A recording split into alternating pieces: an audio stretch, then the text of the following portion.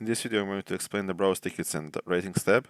Here on this tab you can obviously browse tickets and ratings in various ways, which I'm going to show you. Now there are three ways you can show tickets. There is the default way, which is best tipsters all time. Then if you click here you can see that there are two more ways. Best tipsters in groups and best group users for periods. Now I'm going to explain the default one first. Here you can see the users first, then the groups they are in, and the periods in which they posted in those groups, and you can see ratings for all of it.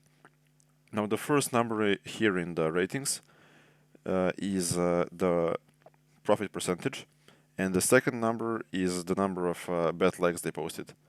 Now if you click on one of the periods, you can see the tickets they posted in those periods. Let's just click this one since it's first. Here you can see the statuses of those tickets, exactly which matches they posted, exactly the odds of those bet legs and stuff like that, the stakes, the potential returns, everything. Here you can see that there are some lost tickets here, some are won. You can see their payouts, all nicely colored. You can see that this one is opened, and this ticket which is not opened is obviously not a part of the rating. Once it is closed and the status is determined, then it will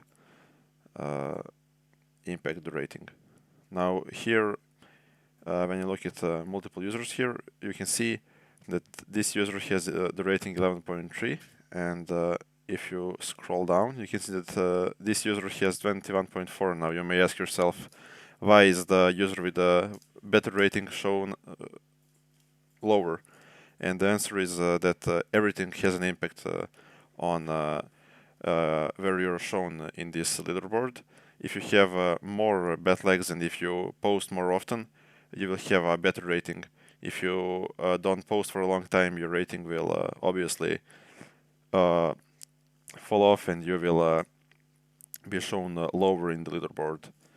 Now here you can see that there are various ways you can filter these users and their periods.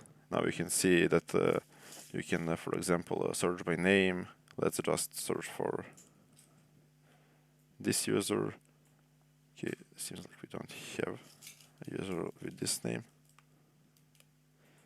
Let's see. Oh, yes. Okay, so let's, for example, search this. You can see it has been filtered. You can search for periods, and you can filter in various ways. Let's say, for example, a minimum bet legs is like 50.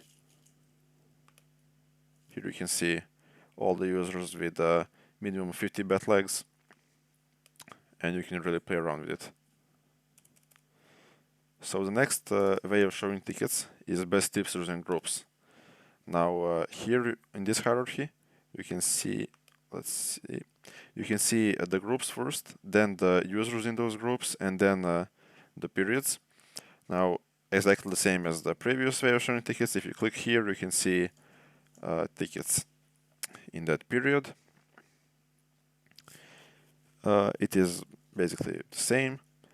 Again, ways of filtering. You can search groups, tipsters, periods. So for example, let's just say only tickets from January. Search. You can see only January. Okay, and now let's go over the third way. Best group users for periods. Here you can see the groups first, then the periods, and then you can see the users which posted in those periods. Okay, so here, for example, you can see multiple users posted in one period. You click on the user, and then you get shown the tickets for that period and user and group.